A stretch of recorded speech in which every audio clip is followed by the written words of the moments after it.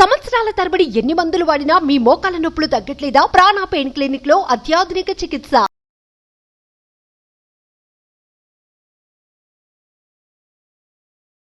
నమస్తే శశికాంత్ గారు. సార్, మనం చాలా కేసులు చూస్తూ ఉంటాం. డివోర్స్ ఇవ్వరు భర్తలు, భార్యను అలాగే ఇంట్లో ఉంచుతారు, తనకి కావాల్సిన మెయింటెనెన్స్ ఇవ్వరు, తనకి కావాల్సినట్టుగా బతకనివ్వరు, పైగా తన ఏమైనా జాబ్ చేసుకుంటానన్నా పంపించరు, ఇంట్లో ఉంచి నానా చిత్రహింసలకి గురి చేస్తూ ఉంటుంటారు. వదిలేయడం అన్నా చేయాలి, లేదా మెయింటెనెన్స్ అన్నా ఇవ్వాలి, లేదా వాళ్ళకి నచ్చినట్టుగా అన్నా బతకనివ్వాలి. ఇవేవి చేయనీయకుండా ఒక బానిసని ఏ విధంగా అయితే ట్రీట్ చేస్తుంటారో ఆ విధంగా ట్రీట్ చేస్తుంటారు. అటువంటి ఆడవాళ్ళు తీసుకోవాల్సిన యాక్షన్స్ ఏంటి? లా ప్రకారం మనం చూసుకుంటే వాళ్ళకి ఎటువంటి న్యాయం జరిగే అవకాశం ఉంటుంది అంటారు? ముందుగా ఉషా గారు, మీరు స్త్రీల పట్ల జరిగే అసభ్య ప్రవర్తనల గురించి, అన్యాయం గురించి టాపిక్స్ తీసి నాతో మాట్లాడుతున్నందుకు, సమాజానికి అది తెలుస్తున్నందుకు మిమ్మల్ని అభినందిస్తూ, ఇవాళ చాలా మంచి టాపిక్ తీశారు మీరు. ఈ టాపిక్ మీద మనం క్లుప్తంగా మాట్లాడుకుందాము. ఎప్పుడైతే మీరు తీసిన టాపిక్ కూడా ఎట్లాంటిదంటే ఉషా గారు, బయట ఎవరికి చెప్పుకోలేని స్థితిలో ఉంటారు ఆ స్త్రీలు. అసలు విడిపోయామని చెప్పలేరు, భర్త ఉన్నాడని చెప్పలేడు, లేడు అని చెప్పలేరు. మీరు లాస్ట్ టైం ఇట్లా స్త్రీల పట్ల అమానుషంగా ప్రవర్తించే భర్తల గురించి మీరు ఏదైతే వీడియో తీశారో అది చూసి విలేజెస్ నుంచి వచ్చి కలిసారండి మనల్ని. విలేజెస్ నుంచి వచ్చి కలిసి కరెక్ట్ మీరు మాకు టచ్ అయ్యేటట్టు తీశారండి అని చెప్పి మిమ్మల్ని ఎంతో అభినందిస్తూ ఈ టాపిక్ మనం విల్ డిస్కస్ అండి డెఫినెట్లీ.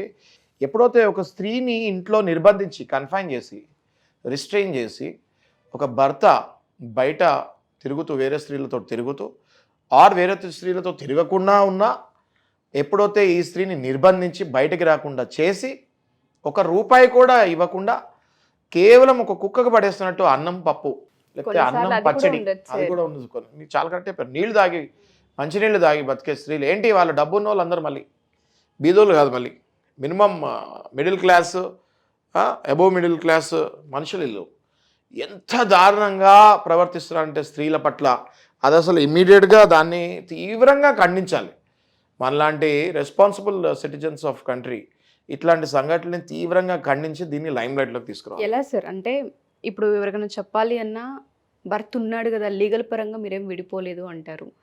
బాధ్యత వహించాల్సిన భర్త తన ఇష్టానికి బిహేవ్ చేస్తూ కనీసం నలుగురికి చెప్పుకోవడానికి ఎటువంటి ప్రూఫ్ లేకుండా చేస్తున్న ప్రాసెస్లో ఆడవాళ్ళు చాలా నలిగిపోతూ ఉంటుంటారు. డివోర్స్ తీసుకుందామన్నా ఆ మగాళ్ళు అసలు డివోర్స్ ఇవ్వడానికి ముందుకు రారు. కరెక్ట్. ఎలా అప్పుడు యాక్షన్ ఎలా? అసలు దీనికి మన గవర్నమెంట్ కానివ్వండి, మన చట్టం కానివ్వండి, ఇందులో బ్రహ్మాండమైన సొల్యూషన్స్ ఉన్నాయి ఉషా గారు. చాలామందికి తెలియక మహిళలు ఎందుకు భయపడతారో తెలుసా మీకు? ఇలాంటి సంఘటనలో వాళ్ళకి రూపాయి కూడా ఇవ్వరు. వాళ్ళకి స్వతహాగా ఆ మహిళకి ఆదాయం ఉండదు, ఎందుకంటే జాబ్కి కూడా పంపిరు, ఆస్తులు ఉండవు, ఏదో పెళ్లి చేసి పంపించేస్తారు, ఇంట్లో ఆస్తులు ఉండవు. ఇంకా బయటకు వెళ్ళి పోరాడాలి హస్బెండ్ తోటి అంటే ఫస్ట్ ఇంటి నుంచి బయటకు వెళ్తే ఇంకో షెల్టర్ కావాలి కదా. ఆ షెల్టర్ ఎక్కడ దొరుకుతుంది ఆమెకి? ఆ షెల్టర్ దొరకదేమో, నాకు ఇంకా దిక్కు లేదు వీడి తప్ప అన్నట్టు అదే ఇంట్లో కుక్కిన పెయిన్లాగా పడుంటారు. అయితే ఇలాంటి మహిళలకి సుమన్ టీవీ ద్వారా నేను ఏం చెప్పాలనుకుంటున్నా అంటే, డొమెస్టిక్ వైలెన్స్ యాక్ట్ అని ఒకటి ఉంటుందండి. ఈ డొమెస్టిక్ వైలెన్స్లో మనకి గవర్నమెంట్ షెల్టర్స్ ప్రొవైడ్ చేస్తుంది. ఇమ్మీడియట్గా ఇలాంటి స్త్రీలు ఎవరైతే కంప్లీట్గా అనగదక్కి ఉంటారో, కొన్ని ఏళ్ల తరబడి భర్తల చేతిలో ఇలాంటి బాధపడే స్త్రీలను నేను రోజు చూస్తూ ఉంటాను.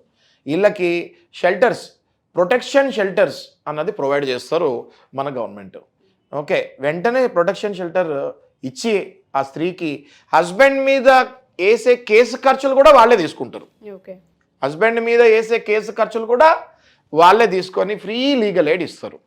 లేదా అలా కాదు, మేము ఇంకా ఫాస్ట్గా వెళ్ళాలి, నాకు ఆ బయటకు వెళ్ళి ఉండే స్టామినా ఉంది అనుకున్నప్పుడు మా అలాంటి ప్రైవేట్ లాయర్స్ని కూడా కలవచ్చు. తప్పకుండా వాళ్ళకి సరైన బుద్ధి చెప్తాం. అయితే ఇందులో ఏమవుతుంది అంటే, ఇందులో శాడిజం వల్ల హస్బెండ్స్ బయట చేసే అరాచకాలు లేకపోతే తప్పు పనులు వైఫ్ హైలైట్ చేయకుండా ఉండాలి అంటే, ఈమెను అసలు గుమ్మం నుంచి బయటకే రానియకుండా చేస్తే, అనగదొక్కి ఉంచితే, ఒక రూపాయి అన్నది చూపించకుండా సూర్య కిరణాలు అన్నవి వాళ్ళ కళ్ళలో పడకుండా చేస్తే భయంతో లోపల పడి ఉంటారు అని చెప్పేసి ఎంతోమంది ఇప్పుడు ఈ జనరేషన్లో కూడా ఇలాంటి స్త్రీలు ఎంతోమంది లోపల ఇళ్లలో కూర్చొని ఏడ్చే స్త్రీలు చాలామంది ఉన్నారు. అట్లీస్ట్ టీవీ ద్వారా వాళ్ళకి ఈ వీడియో కనుక వెళ్ళగలిగితే 100% స్క్రీన్ పైన డిస్ప్లే అయ్యే నెంబర్కి కాల్ చేసుకుంటే మేము మీకు ఎట్టి పరిస్థితుల్లో ఫోన్లో మాట్లాడో లేకపోతే మీకు టైం దొరికితే ఒక్కసారి మీరు రాగలిగిన 100% మీకు సరైన సొల్యూషన్ చూపిస్తాం. మళ్ళీ జీవితంలో మీ హస్బెండ్ లేకపోతే ఎవరైనా మగవాడు మీ పైకి ఇలాంటి అరాచకాలు చేయకుండా చూసుకునే బాధ్యత మనం తీసుకోవచ్చు ఉషా గారు. ఓకే, సో మీరు అన్నట్టుగానే ఎస్పెషల్లీ ఎవరైనా సరే ఆడవాళ్ళు కనుక మాకు చిత్రహింసలు ఉన్నాయి, మేము బేర్ చేయలేకపోతున్నాం, బయటికి రావాలన్నా డివోర్స్ ఇవ్వట్లేదు, మెయింటెనెన్స్ ఇవ్వట్లేదు, మాకు కావాల్సింది ఏది మాకు అందనివ్వట్లేదు, ఈవెన్ మా పేరెంట్స్తో కూడా మమ్మల్ని కనెక్షన్లోకి వెళ్ళనివ్వట్లేదు అనుకునే వాళ్ళందరికీ కూడా ఈ ఎపిసోడ్ చాలా పెద్ద హెల్ప్ అవుతుంది.